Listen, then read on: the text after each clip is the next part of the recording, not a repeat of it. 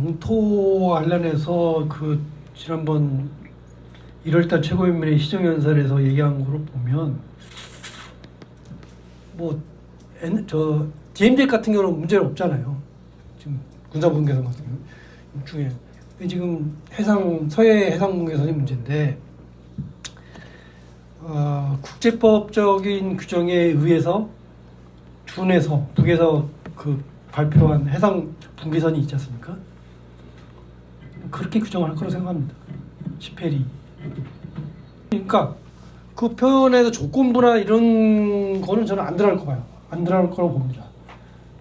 세계적으로 규정한 그 자신들이 얘기하는 그러니까 우리가 얘기하는 NLL선 북이 초창기에 내세웠던 그 통행 안으로 밑에 걷던 선 지금 북에서부터 시작해서 10해리를 기준으로 해서 해상 분계선을 짓고 거기에 중간에 섬이 있을 경우에는 뭐 어떻게 한다라고 하는 그 기준에 따라서 그거를 저는 영토 규정에 넣을 거라고 봅니다.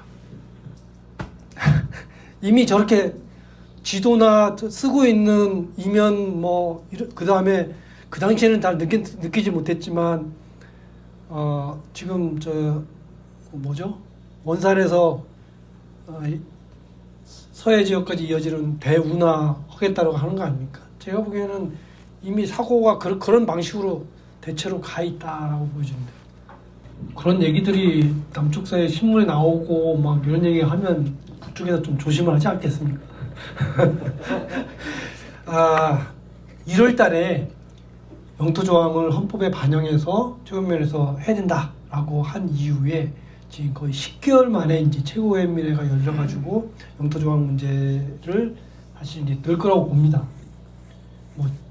저 지도상 이렇게 쓰고 하는 게 상당히 이미 시간적으로 많이 흘렀기 때문에 어려움도 있고. 다만 제 개인적으로는 지금 북쪽의 이 분위기상으로는 제가 아까 말씀드린 그렇습니다. 그대로 들어갈 가능성이 있다. 왜냐면 육상에서 해상에서는 그런 부분을 구체적으로 넣을지 안 넣을지 모르겠지만 지금 분위기는 넣을 가능성이 많고 1mm 침입하면 이런 얘기까지 했기 때문에 다만 10개월 동안 또 이것뿐만 아니라 지금 해동포에 대해서 이 두 개 국가론의 여러 가지 배경 무슨 어떻게 할 거야 이런 거에 대한 지침이 지금 없거든요.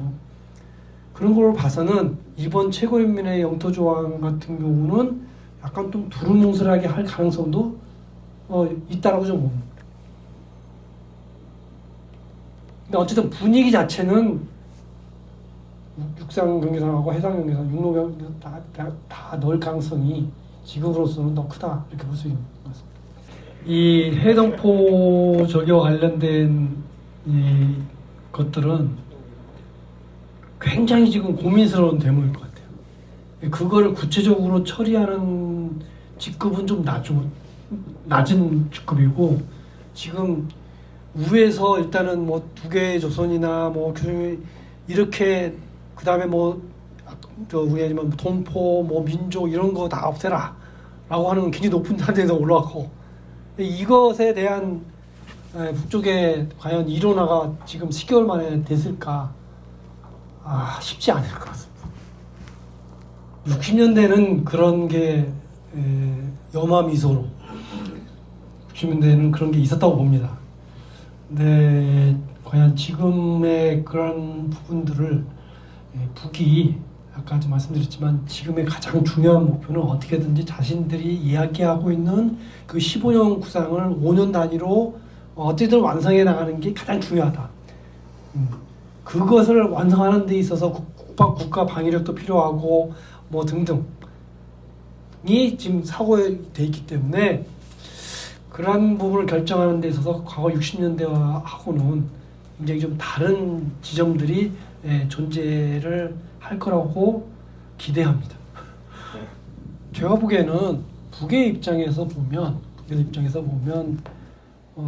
식량을 안정적으로 매년 700만 톤 이상 생산.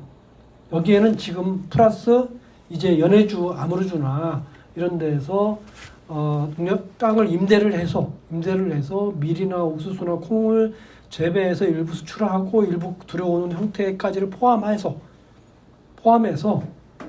700만 톤 이상을 안정적으로 매년 공급하는 이런 형태와 플러스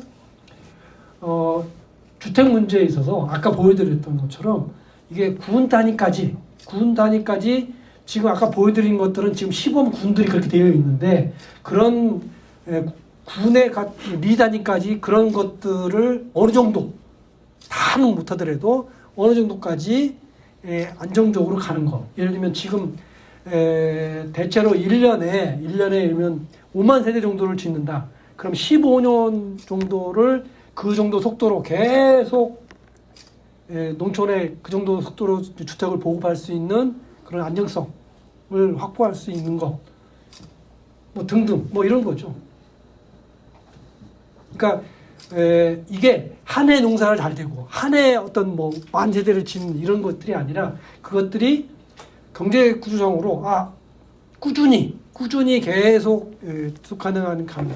예를 들면 어느 마을 같은 경우에 5년, 10년이 지나면 다시 이제 주택 개량 사업을 해야 돼. 이런 것들이 진행이 될 수 있는 어떤 뭐 안정적인 경제 순환 구조 이런 부분들이지 않을까 생각합니다. 그리고 나서 그 다음부터는 이제 그런 새로운 분야, 뭐 IT든 뭐 다른 분야를 통해 가지고 이제 한 단계 나아가는 구조, 뭐 이런 거죠. 그 중에 이제 대표적인 게 저는 QR 코드로 결제하는 방식이라고 생각합니다. 북쪽의 모든 이제 방식은 우리가 동남아나 중국에서 그 경험하는 그런 뭐 휴대폰으로 딱 결제하는 그런 방식으로 북한 사회가 빠르게 저는 전화해 갈 거라고 생각합니다.